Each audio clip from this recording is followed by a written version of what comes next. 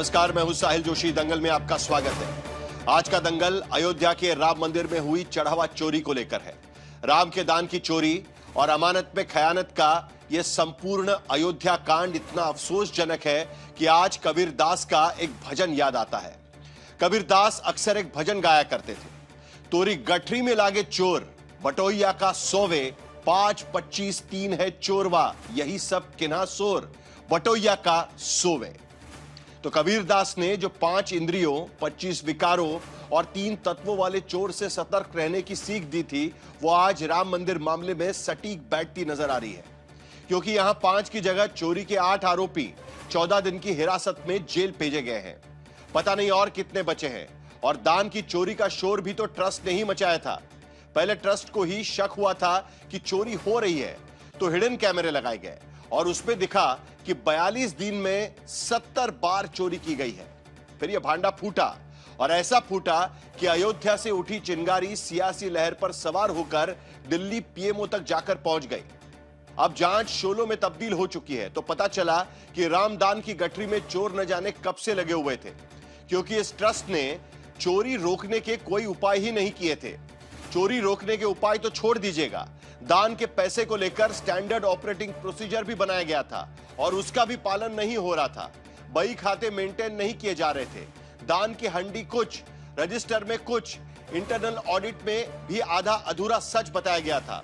SIT ने तो साफ कह दिया है कि ट्रस्ट को एक बार फिर रिस्ट्रक्चर किया जाना चाहिए।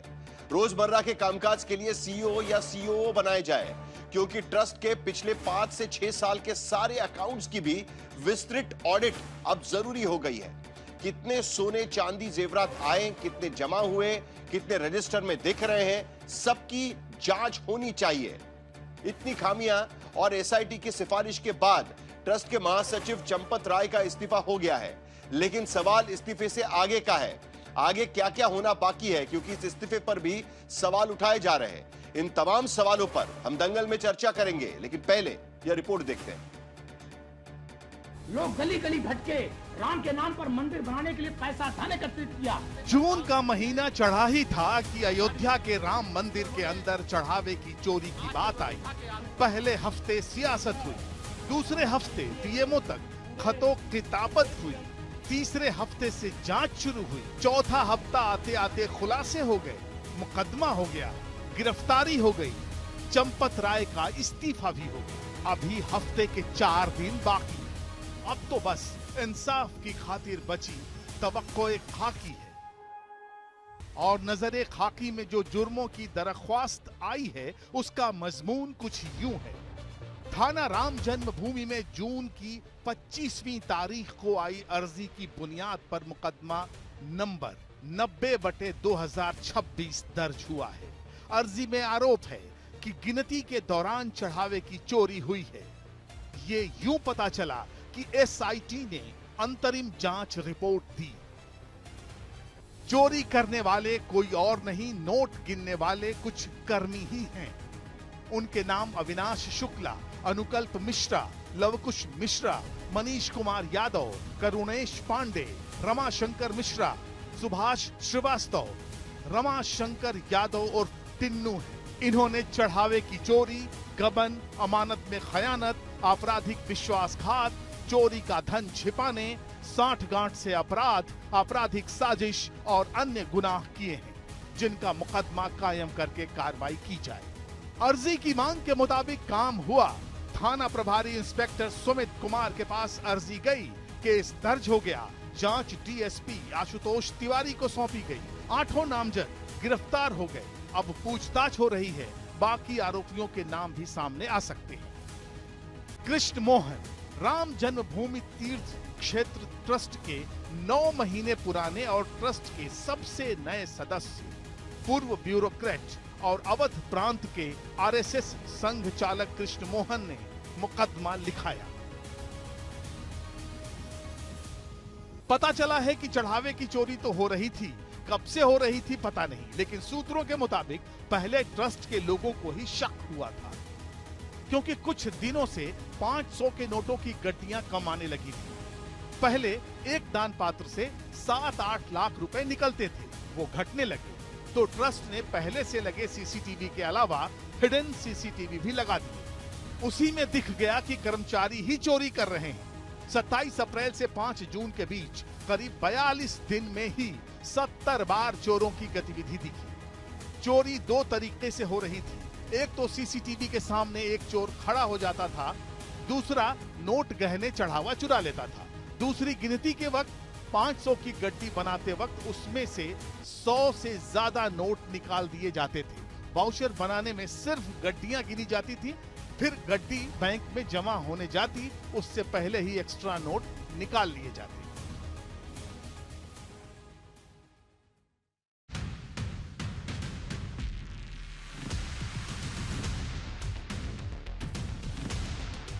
खैर, वो चोरी के आरोपी पकड़े जा चुके हैं। अब दान के धन की रिकवरी होना बाकी है, लेकिन चोरी का मामला खुला है तो ट्रस्ट का कामकाज भी घेरे में आ गया। क्योंकि सूत्रों के मुताबिक एसआईटी ने ट्रस्ट के आंतरिक ऑडिट रिपोर्ट देखे तो पता चला कि वित्तीय वर्ष 2022-23, 2023-24 और 2024-25 की रिपोर्ट में भी कमियां हैं। दान के लिए लगी पेटियों की संख्या और रिकॉर्ड में दर्ज पेटियों की संख्या में फर्क है। चढ़ावा के मैनेजमेंट में रिकॉर्ड कीपिंग ठीक से नहीं की गई। सीसीटीवी कवरेज की निगरानी तक पर्याप्त नहीं थी। ऐसी तमाम खामियां, नाकामियां और सवाल उस ट्रस्ट पर उठे जिसके कर्ता धर्ता चंपत राय हैं। जो बड़ी चोरी है वो तो बड़े लोग करते हैं, उस बारे में क्या है? उस बारे में तो कोई एफआईआर ही नहीं है। चंपत राय जो सबसे बड़ा चोर है, जिसने जमीनों का घोटाला किया, जिसके नेतृत्व में चढ़ावे का घोटाला हुआ, दान का घोटाला हुआ, उसके खिलाफ एफआईआर है कि नहीं है? जो मुख्य गुनहगार है वो तो बाहर है। ये मेन चोरों को बचाने के लिए, मुख्य आरोपियों को बचाने के लिए ये एक सिस्टमैटिक ड्रामा है। चंपत राय के इस्तीफे के बावजूद उनकी जिम्मेदारी, जवाबदेही और दूसरे आरोपों की सियासी फहरिस्त कम नहीं हुई है, क्योंकि ट्रस्ट के खिलाफ एसआईटी ने भी बहुत कुछ कहा है। सूत्रों के मुताबिक एसआईटी ने कहा है कि एक तो दान पेटी, ऑनलाइन, कैश काउंटर, जहां भी चढ़ावा आ रहा है उसकी रोजाना अनिवार्य एंट्री नहीं हो रही थी जो होनी चाहिए। उसके बाद हर हफ्ते ऑडिट नहीं होता है जो होना चाहिए। 5 साल में जो भी चढ़ावा आया है उसका व्यापक ऑडिट भी जरूरी है। और तो और एसआईटी ने मौजूदा ट्रस्ट की जगह नई व्यवस्था की सिफारिश की है, जिसमें रोज के कामकाज के लिए सीईओ या सीओओ नियुक्त किया जाए। मंदिर में आगे चोरी न हो और सबूत जिंदा रहें, इसके लिए 180 दिन तक की सीसीटीवी फुटेज सुरक्षित रखने की सिफारिश भी एसआईटी ने की है। लेकिन बात सिर्फ चढ़ावे तक नहीं थमी। अब देश भर से तरह तरह के दावे सामने आने लगे। कभी सिंधी समाज अपने 200 किलो चांदी का हिसाब मांग रहा है, तो कहीं उद्धव ठाकरे की पार्टी चांदी वाली ईंटों की पर्ची मांग रही है। जबकि एसआईटी जांच में खुलासा हुआ है कि जो रिकॉर्ड मौजूद हैं, उनमें 21 जुलाई 2020 और 28 जुलाई 2020 के दौरान कुल 38 किलोग्राम चांदी प्राप्त होने का उल्लेख दर्ज है। फिर 29 जुलाई 2020 को 25.576 किलोग्राम चांदी की ईंटें दान में प्राप्त होने का रिकॉर्ड भी अभिलेखों में मिलता है। उधर बात पैसे, सोने, चांदी, जेवरात से भी आगे जमीन घोटाले तक जा पहुंची है, क्योंकि आम आदमी पार्टी के सांसद संजय सिंह ने एसआईटी के सामने पेश होकर चंपत राय की ओर से की गई जमीन खरीद वाले प्रकरण के 13 दस्तावेजी सबूत पेश किए हैं। अब सवाल यही है कि चंपत राय के इस्तीफे के पीछे क्या गंभीर आरोप हैं या कुछ गंभीर गड़बड़ी भी है। चंपत राय के इस्तीफे के बाद चंपत राय का क्या होगा? चंपत राय के ट्रस्ट का क्या होगा? आशीष श्रीवास्तव और संतोष शर्मा के साथ कुमार अभिषेक, अयोध्या आज तक। तकलीफ देने वाली बात यह है इस पूरे मामले में कि पहले आस्था थी तो कोई हिसाब नहीं मांगता था, दान देने के बाद पर्ची की मांग नहीं करता था। लेकिन अब जब चोरी सामने आई है तब हर कोई खड़ा होकर यह हिसाब मांग रहा है कि जो हमने दान दिया था क्या वो सही जगह इस्तेमाल हुआ है या नहीं। ये जो है ये कैसे भरा जाएगा, इस पर चर्चा होना बहुत जरूरी है। प्रेम शुक्ला हमारे साथ भारतीय जनता पार्टी के प्रवक्ता जुड़ रहे हैं। विष्णु जैन सुप्रीम कोर्ट के वकील इस चर्चा में शामिल हो रहे हैं। Vijay Shankar Tiwari national spokesperson Vishwa Hindu परिषद, वो भी इस चर्चा में शामिल होंगे। अब तक विश्व हिंदू परिषद ने मांग कर चुके हैं कि इसकी इंडिपेंडेंट जांच भी होनी चाहिए। प्रोफेसर संगीत रागी पॉलिटिकल एनालिस्ट इस चर्चा में शामिल होंगे। पवन पांडे समाजवादी पार्टी की तरफ से इस चर्चा में शामिल होंगे। सबसे पहले पवन पांडे हैं जिन्होंने इस पर सवाल उठाए थे और उसके बाद यह कहा गया था कि इन पर ध्यान देने की जरूरत नहीं है, लेकिन उसके बाद परतें खुलती गई और आज जाकर एफआईआर जब रजिस्टर हुआ 8 लोगों की गिरफ्तारियां भी हो चुकी हैं। अखिलेश प्रताप सिंह कांग्रेस पार्टी के प्रवक्ता इस चर्चा में शामिल हो रहे हैं। कांग्रेस का कहना है कि संसद के अगले सत्र में इस पूरे मामले को लेकर सवाल भी उठाए जाएंगे। 3 सवाल इस पैनल के सामने। पहला सवाल, क्या राम मंदिर के चढ़ावा चोरी मामले में बड़ी मछलियों को बचाया जा रहा है? चंपत राय का इस्तीफा हुआ है या नहीं हुआ है, इसको लेकर कई बातें हो रही है, लेकिन फिलहाल कहा जा रहा है कि चंपत राय जो जनरल सेक्रेटरी है इस ट्रस्ट के, उन्होंने इस्तीफा दिया है। लेकिन सवाल कहीं ना कहीं उन पर भी उठाए जा रहे हैं कि ट्रस्ट के लोग क्या कर रहे थे। दूसरा सवाल, क्या एसआईटी की अंतरिम रिपोर्ट में ट्रस्ट पर उठे सवालों के बाद ट्रस्ट पर एक्शन जरूरी है क्या उस पर एक्शन की बारी है क्या? आस्था के खिलाफ खिलवाड़ मंजूर नहीं, योगी आदित्यनाथ कह रहे हैं, तो क्या ट्रस्ट पर भी कार्रवाई होगी? तीसरा सवाल, क्या राम मंदिर में चोरी का मामला चढ़ावा दान तक ही सीमित है या अब जमीन का मामला भी उठाया जाएगा? कई सारे मामले इसमें हैं और इसी बीच एक बड़ी खबर यह भी आ रही है कि अयोध्या राम मंदिर चढ़ावा चोरी मामले में जो 8 आरोपी गिरफ्तार हुए थे वो जेल भेजे गए हैं। यानी सोमवार तक सभी आरोपियों को जुडिशियल कस्टडी में भेजा गया है। 79,85,000 रुपए 493 आरोपियों से बरामदगी हुई है। करीब 80 लाख की रकम आरोपियों से बरामद की गई है। अगली बड़ी खबर, राम जन्मभूमि तीर्थ क्षेत्र ट्रस्ट के महासचिव चंपत राय के इस्तीफे को लेकर यह बड़ी खबर है। ट्रस्ट के महत्वपूर्ण सदस्य और मंदिर निर्माण सहायक गोपाल राव ने चंपत राय के इस्तीफे की खबर से इनकार कर दिया है। गोपाल राव ने कहा है कि चंपत राय का इस्तीफा नहीं हुआ है। प्रचार माध्यम से इस्तीफे का दबाव बनाया जा रहा है, जो लगता है कि इस्तीफा लेकर ही मानेंगे। क्या कहा है गोपाल राव ने, जरा सुन लेते हैं एक बार। अरे अभी तक इस्तीफा नहीं हुई है, बाकी तो भगवान जाने। अरे अभी तक इस्तीफा नहीं हुई है, बाकी तो भगवान जाने। वो बार बार प्रचार हमको लग रहा है कि प्रचार माध्यम चंपत जी का इस्तीफा लेकर की छोड़ेंगे, ऐसे मुझे लग रहा है। क्या करें? अरे अभी तक इस्तीफा नहीं हुई है, बाकी तो भगवान जाने।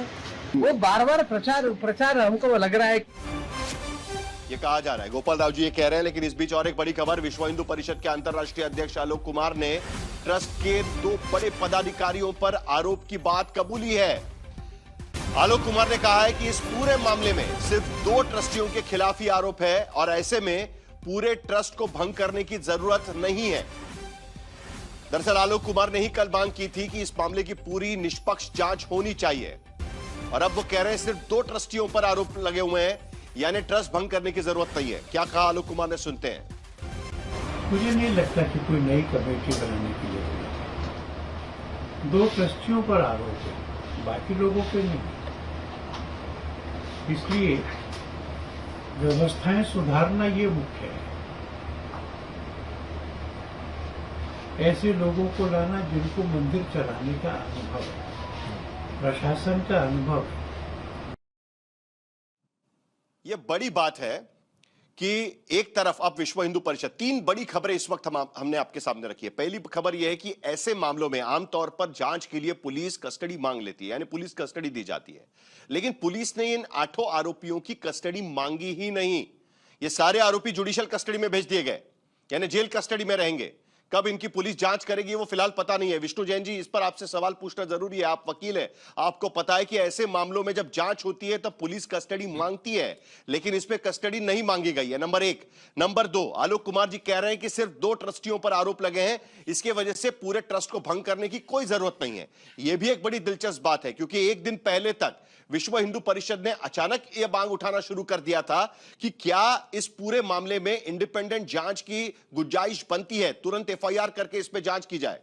शुरुआत विजय शंकर तिवारी जी, क्यों आपका मामला इस तरीके से बदल रहा है?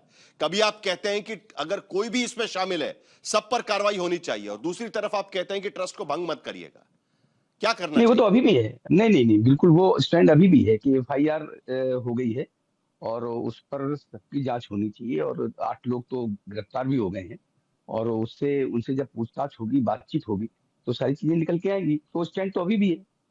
वो तो केवल ट्रस्ट भंग करने की बात करें, ट्रस्ट भंग नहीं होना चाहिए। अगर मान लो जिस पर आरोप लग रहा है तो उनके साथ चर्चा होनी चाहिए। तो आप पूरे ट्रस्ट के भंग करने की बात तो यही कर रहे हैं, कह रहे हैं हमारे माननीय आलोक जी।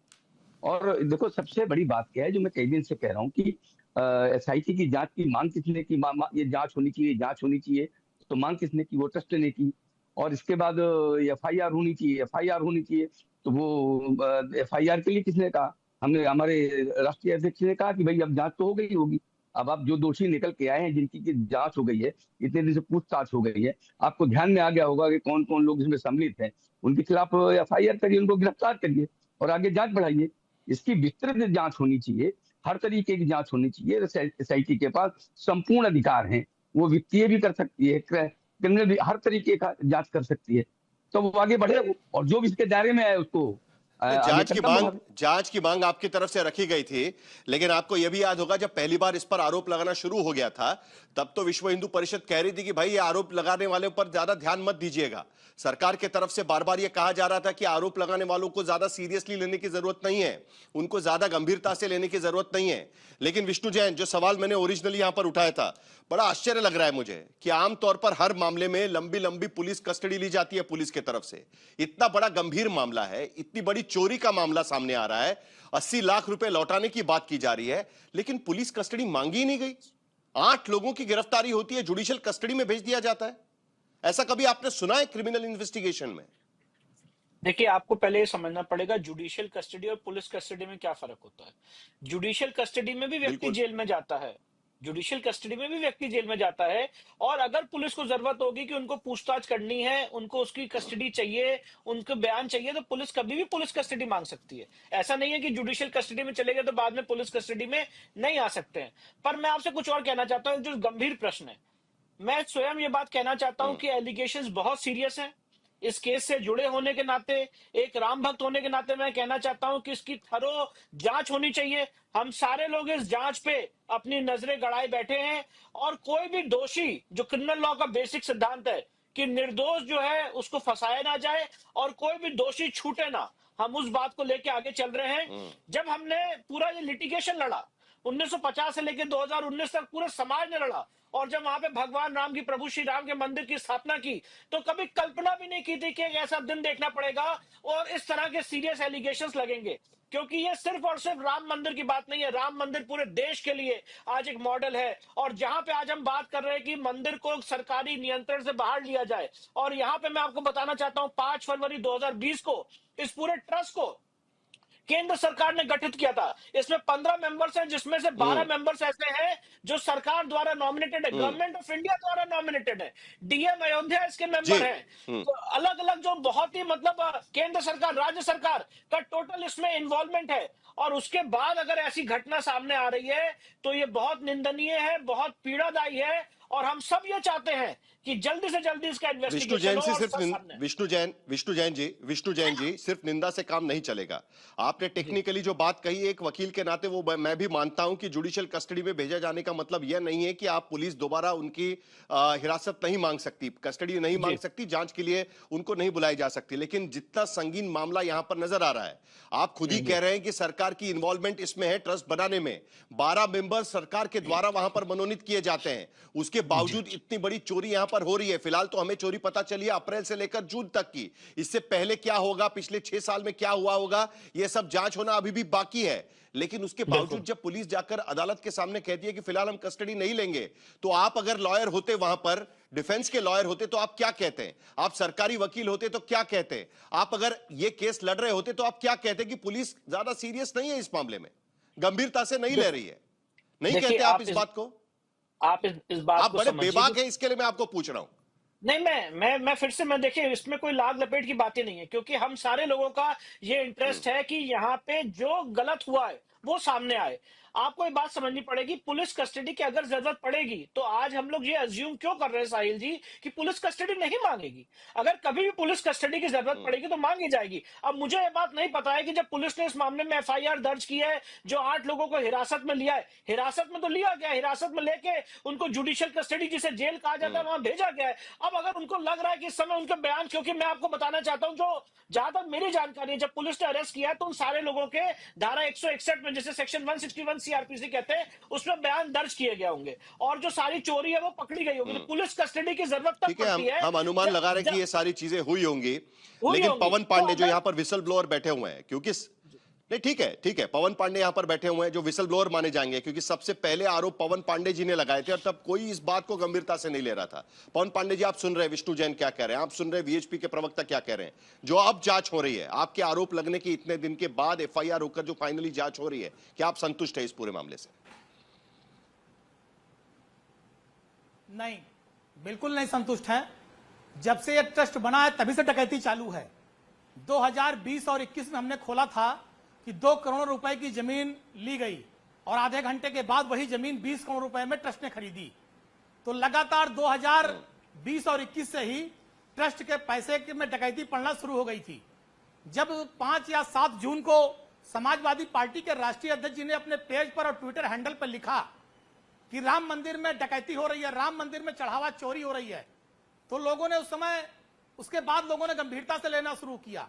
और आप बताइए कितना दुर्भाग्यपूर्ण बात है कि माननीय सर्वोच्च न्यायालय के निर्णय पर यह ट्रस्ट बना और उस ट्रस्ट ने 140 करोड़ भारतीय और भगवान श्री राम में आस्था रखने वाले लोगों के विश्वास को तोड़ने का काम किया।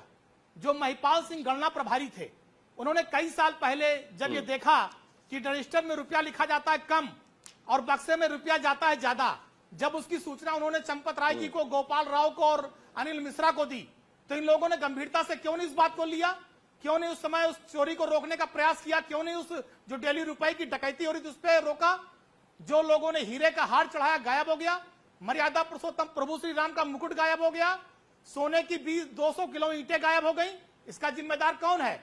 जब चंपत राय जी की बगैर मर्जी के ट्रस्ट में पत्ता नहीं हिलता था, अनिल मिश्रा के बगैर पत्ता नहीं हिलता था, तो इतनी बड़ी चोरी डकैती जो आस्था की हुई है, जो चढ़ावे की लूट हुई है, इसके जिम्मेदार भी चंपत राय, अनिल मिश्रा और गोपाल हैं।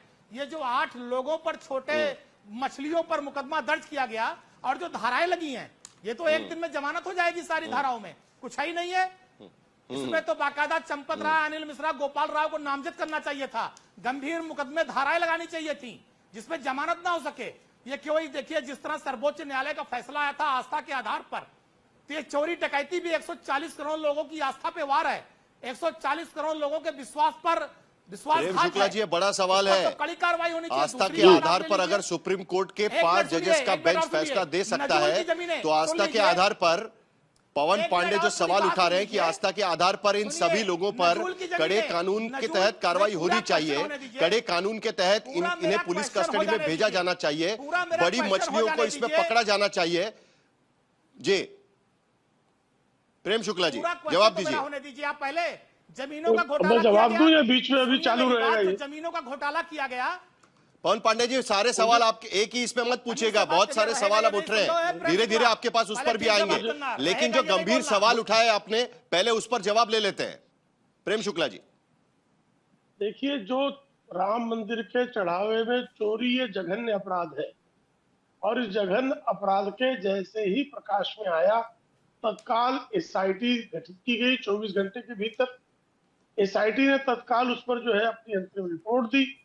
उसकी अंतरिम रिपोर्ट के आधार पर तत्काल तीव्रता से कार्रवाई हुई और कोई भी गुनाहगार, कोई भी दोषी बचने नहीं पाएगा। बीच में न बोले, बीच में न बोले, ये बाबर के वंशज बीच में न बोले, बाबर के वंशज बाबर छोड़िए, आज जरा ये चोरी करने वाले भी बाबर के वंशज है। प्रेम शुक्ला जी, चोरी करने वाले भी बाबर के वंशज है। चोरी करने वाले किसके वंशज है, जरा बताइए फिर। चोरी करने वाले किसके वंशज है?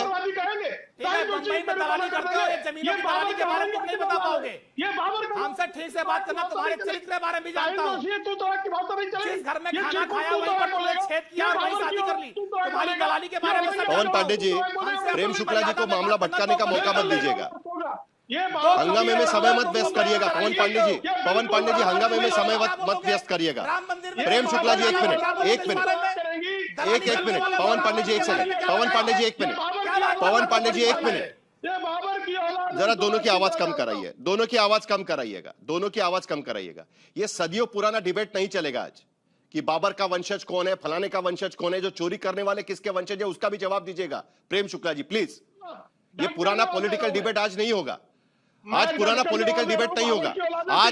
आज मुद्दे पर बात होगी। नहीं, आप मुद्दे पर बात होगी। जो 15 विष्णु जैन सही कह रहे थे, 12 सदस्य सरकार के द्वारा इसमें मनोनीत किए जाते हैं। 3 सदस्य आईएएस अधिकारी इसमें मनोनीत किए जाते हैं, जिसमें उत्तर प्रदेश के होम सेक्रेटरी भी मनोनीत किए जाते हैं। उसके बावजूद अगर ट्रस्ट किसी भी तरीके से चोरी को दबाने में कामयाब नहीं हो पा रही है, तो उसको लेकर सवाल पूछे जाएंगे। आज इस डिबेट को डिरेल नहीं होने दिया जाएगा।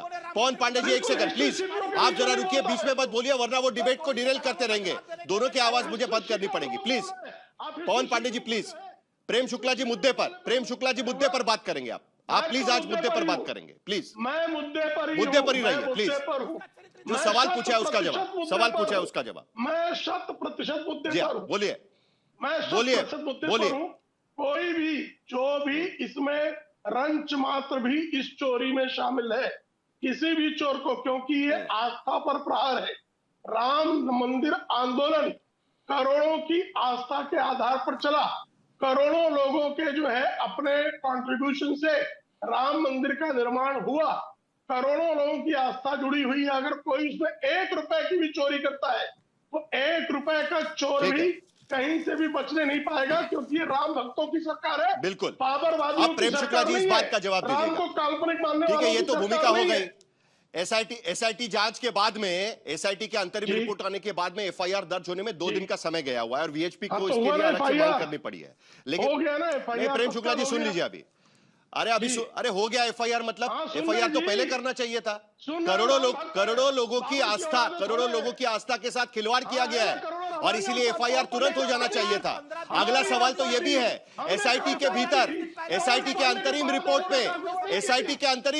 में, एक मिनट पवन पांडे जी, एक सेकंड। एसआईटी के अंतरिम रिपोर्ट में यह भी लिखा गया है कि वित्तीय वर्ष, आवाज बंद करिए इनकी, आवाज बंद करिए सबकी, आवाज बंद करिएगा। एसआईटी की रिपोर्ट पे क्या लिखा गया है वो जरा लोगों के सामने आने दीजिएगा। एसआईटी के ट्रस्ट के आंतरिक रिपोर्ट में लिखा गया है कि 2022, 2023, 2024 और 25 इनके ऑडिट रिपोर्ट में भी खामियां हैं।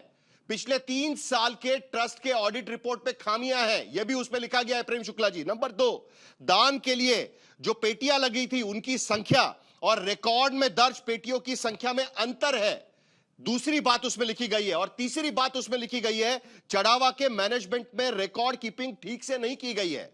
अब इसके लिए आप किसको गिरफ्तार कर रहे हैं एसआईटी की तरफ से? किसको गिरफ्तार कर रहे हैं? जो कैश वहां पर गिनने का काम करते थे उनको गिरफ्तार किया जा रहा है। जो ट्रस्ट का मैनेजमेंट है उन पर कब कार्रवाई होगी प्रेम शुक्ला जी? उसका जवाब दीजिए। की जांच होगी और कोई बचने नहीं पाएगा। एक पाई की राम, क्योंकि 12 मेंबर तो आपकी सरकार ही बनाती है उसमें। अब राम लला के प्रति आस्था रखने वाले लोग जो है, उनके भावनाओं का ख्याल रखते हुए, उनका आदर करते हुए, 1 पैसा भी अगर किसी ने चुराया है तो वो कार्रवाई का पात्र होगा। उसने कभी भी चुराया होगा वो कार्रवाई का पात्र होगा, बचेगा नहीं। ये निश्चय है, ये सरकार का निश्चय है, ये केंद्र सरकार का निश्चय है, राज्य सरकार का निश्चय है, ये होकर रहेगा। ट्रस्ट, ये बात विष्णु जैन जी आपसे मुझे समझनी है, क्योंकि ये बात तो ठीक है, एसआईटी ने रिपोर्ट बनाई, एसआईटी ने उसमें जांच करी, एसआईटी की जांच में ट्रस्ट के काम में खामियां भी नजर आ रही है उसमें, लेकिन उसके बावजूद भी रिपोर्ट ट्रस्ट को ही सौंपी जाती है। सरकार खुद कार्रवाई क्यों नहीं कर सकती? 3 मेंबर तो इसमें आईएएस अधिकारी है, जो वहां के डिस्ट्रिक्ट मैजिस्ट्रेट है वो भी उसमें मेंबर है, होम सेक्रेटरी उत्तर प्रदेश के वो भी इस ट्रस्ट के मेंबर है, केंद्र सरकार की तरफ से आईएएस अधिकारी इस ट्रस्ट में मेंबर है। 12 मेंबर आप ही ने कहा कि केंद्र सरकार की तरफ से मनोनीत किए जाते हैं, उसके बावजूद भी ट्रस्ट को रिपोर्ट दी जाती है। इंडिपेंडेंट जांच की जरूरत नहीं महसूस होती विष्णु जैन जी? देखिए, जब एसआईटी फॉर्म की गई थी राज्य सरकार द्वारा, तो वो एसआईटी ने जो रिपोर्ट सबमिट की थी वो एसीएस होम को की थी, in the capacity of ACS home, not in the capacity of member of the trust. सबसे इंपॉर्टेंट बात यह है इसमें साहिल जी जो हम लोगों को समझने की है कि आज जो भी एलिगेशंस आ रहे हैं, चाहे वो चांदी की सिल्लियों का हो, चाहे वो हार का हो, चाहे वो चरण पादुका का हो, चाहे वो कमीशन का हो, चाहे वो डोनेशन बॉक्स का हो। सबसे पहले तो ये बात करते हुए भी अपने आप में बहुत पीड़ा हो रही है और कभी कल्पना भी नहीं की थी कि ऐसा दिन देखना पड़ेगा। पर बी दैट एज इट में अब जो हुआ है, तो मैं ये चाहता हूं कि इसकी बहुत ही सीरियसली इसकी जांच की जाए और जो अब एफआईआर नहीं, जो लेकिन ये क्राइम दर्ज कॉन्फ्लिक्ट किया ऑफ गया। इंटरेस्ट है विष्णु जैन जी। कानूनी बातों में ये कॉन्फ्लिक्ट ऑफ इंटरेस्ट है। बिल्कुल सही जितनी बात कह मैंने रहे हैं आप। चीजें देखी हुई है, ये कॉन्फ्लिक्ट ऑफ इंटरेस्ट है। जो ट्रस्ट अंतरिम रिपोर्ट में देखता है कि चोरी हो रही है, वो सीधा जाके एफआईआर तो नहीं करता है, लेकिन उसके बावजूद एसआईटी की रिपोर्ट उस ट्रस्ट को दी जाती है। ये कॉन्फ्लिक्ट ऑफ इंटरेस्ट नहीं है। आप नहीं, देख रहे हैं चोरी हो रही है, फिर भी आप कोई कार्रवाई नहीं कर रहे। जो मैंने देखा था एसआईटी की रिपोर्ट एसीएस होम को दी गई थी। श्री संजय प्रसाद जी को एसीएस होम को एसआईटी ने अपनी प्रिलिमिनरी रिपोर्ट सबमिट की थी। But be that as it में मैं ये कहना चाहता हूं कि आज जो लोग भी ट्रस्ट के मेंबर्स हैं जिनसे डेरिलिक्शन ऑफ ड्यूटी हुई है, जिन्होंने अपना काम सही से नहीं किया या जो उसमें इंडल्ज्ड है, सबके खिलाफ कार्रवाई होनी चाहिए। मैं आपके चैनल के माध्यम से मांग कर रहा हूं कि सबके खिलाफ कार्रवाई होनी चाहिए। कोई भी व्यक्ति नहीं छूटना चाहिए। और अगर छूट गए तो फिर से वही काम होगा और कभी भी जो मंदिर स्थापना का जो पर्पस है वो हमेशा के लिए डाइल्यूट हो जाएगा। विजय शंकर तिवारी, आपकी बड़ी भूमिका है इस पूरे मामले में। बिल्कुल, आप लोगों बिल्कुल, की बड़ी बिल्कुल। भूमिका है। साहिल जी, राम से बड़ा कोई नहीं है। और हम तो एक बात कहते हैं कि राम जी ने जो रामद्रोही रहे अभी तक उनको भी दंड मिला है और रामद्रोही अब है उनको भी दंड मिलेगा। तो भगवान राम किसी को नहीं बख्श सकते हैं, उसकी प्रतीक्षा करनी चाहिए। अभी तक तो दंड दिया ही है, ये तो आपने देखा है कि उन्होंने छोड़ा नहीं है। तो सबसे बड़े राम है और उनसे कोई दोषी बच नहीं पाएगा। नहीं, जो बाण किस पर चलेगा उस पर भी नजर रहेगी। आप अगर बाणों से छोटे छोटे लोगों को मारेंगे तो उससे काम नहीं चलेगा इस बार। नहीं साहिल जी, अखिलेश प्रताप सिंह संसद में क्या मामला उठाएंगे? एक मिनट, ठीक है साहिल जी, राम पर देखिए, श्रद्धा है, मैं बोलूं, उन पर विश्वास है, हमें राम पर विश्वास है। एक सेकंड अखिलेश जी, वो खत्म कर रहे हैं। अगर किसी से भी गलती हुई है उसका परिणाम उसको भगवान राम स्वयं देंगे। ठीक है, अखिलेश प्रताप सिंह।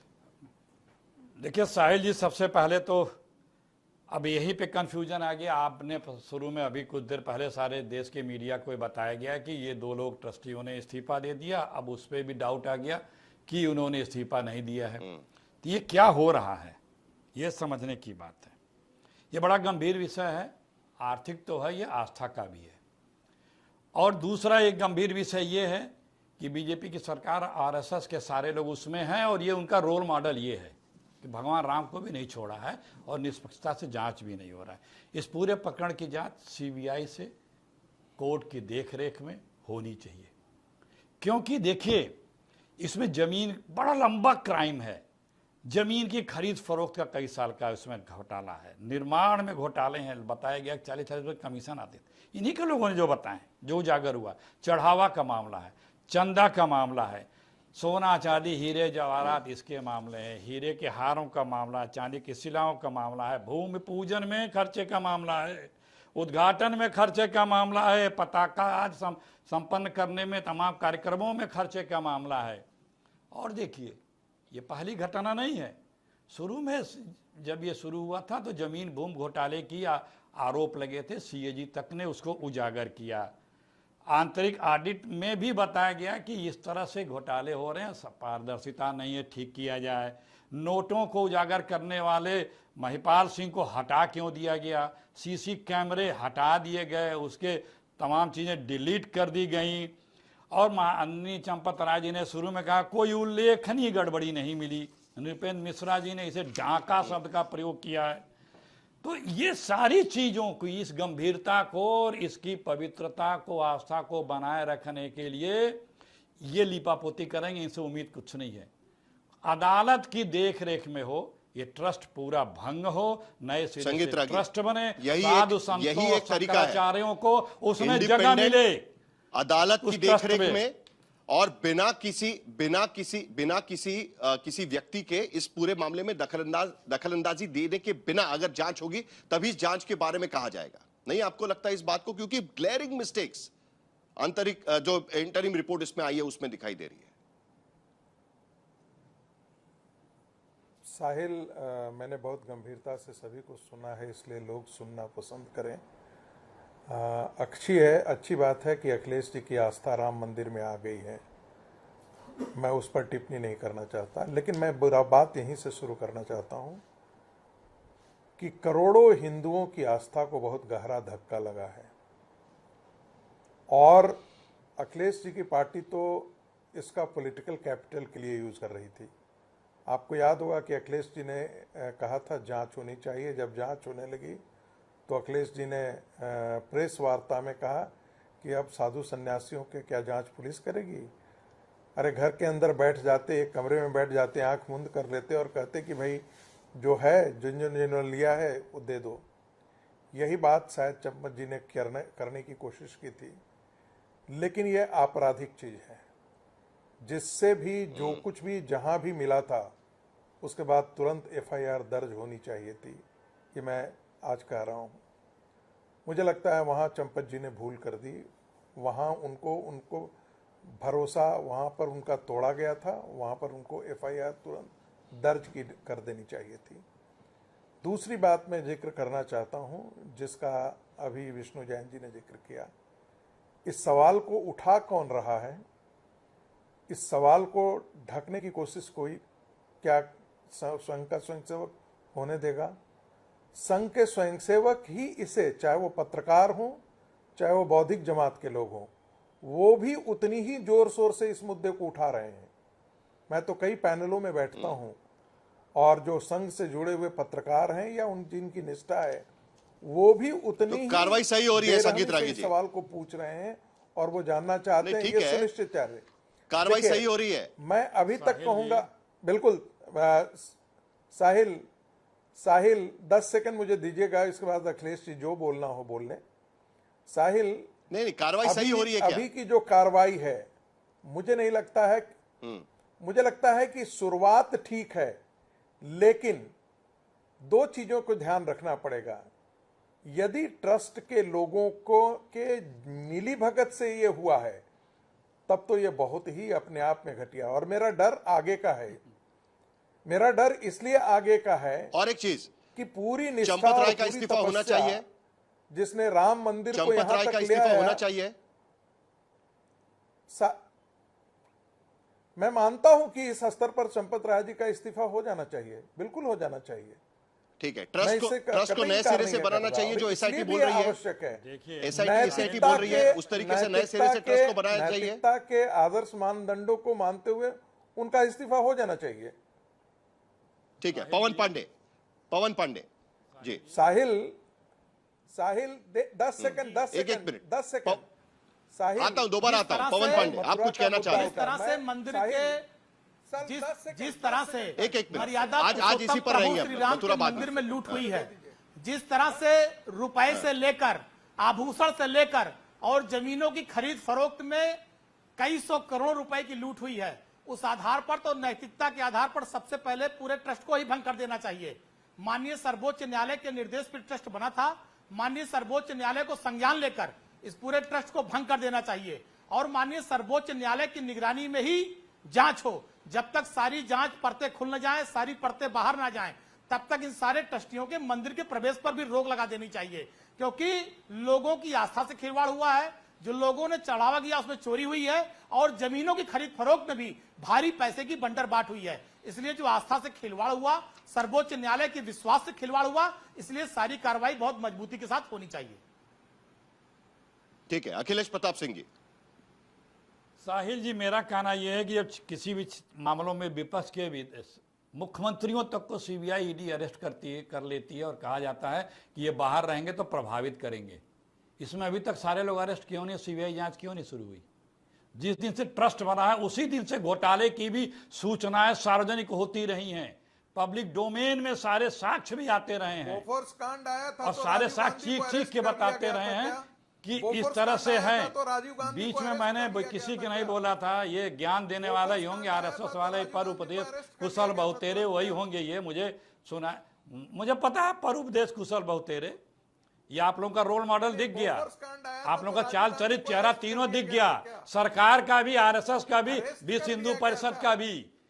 ये देश को एक, प्लीज साहिल भाई ने खामोश करें, ये इनकी प्रॉब्लम देखिए यही है कि ये अपने आप को, सुनिए, जिन लोगों ने, ठीक है, एक मिनट प्रेम शुक्ला जी, साहिल भाई, एक 15 में से 12 सदस्य केंद्र सरकार के मनोनीत वहां पर किए जाते हैं, nominated by the government of India, और ट्रस्ट के 3 लोग ये पूरा ट्रस्ट का काम चला रहे हैं।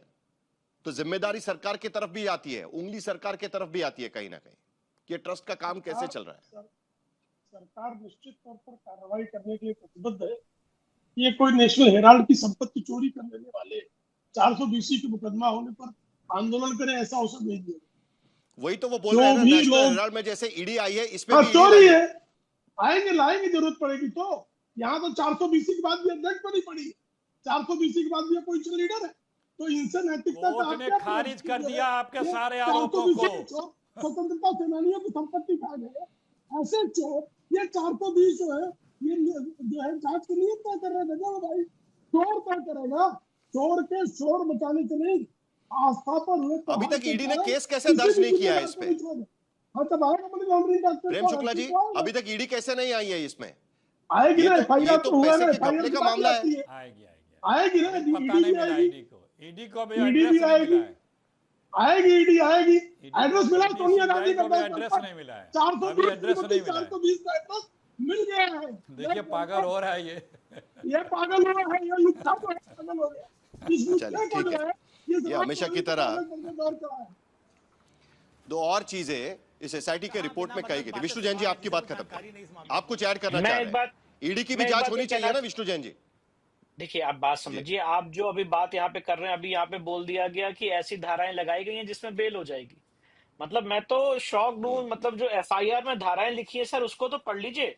305, 306, 316 4, 317 सॉरी 316 5, 317 4, 316 5 और 317 4 में लाइफ की सजा है।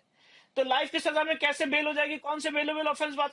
मतलब एक नेशनल टेलीविजन पे आप एक गलत बात कर रहे हैं कि वो धाराएं लगाई गई हैं जिसमें बेल हो जाएगी। 316 धाराएं गंभीर लगाई गई है, उसी गंभीरता दे, आपने सही कहा, ठीक है, आपने सही फैक्ट्स रखी हुई है, उसी गंभीरता से कार्रवाई भी हो, यही उम्मीद के साथ में आज आप सभी का शुक्रिया कि आप इस चर्चा में शामिल हो रहे हैं। लेकिन बड़ी बात यह है कि इस ट्रस्ट के कामकाज का 5 साल का ऑडिट भी होना जरूरी है। यह भी एसआईटी की रिपोर्ट, अंतरिम रिपोर्ट कहने की कोशिश कर रही है। यह इंतरिम ऑडिट में बहुत सारी चीजें निकल कर आ सकती है।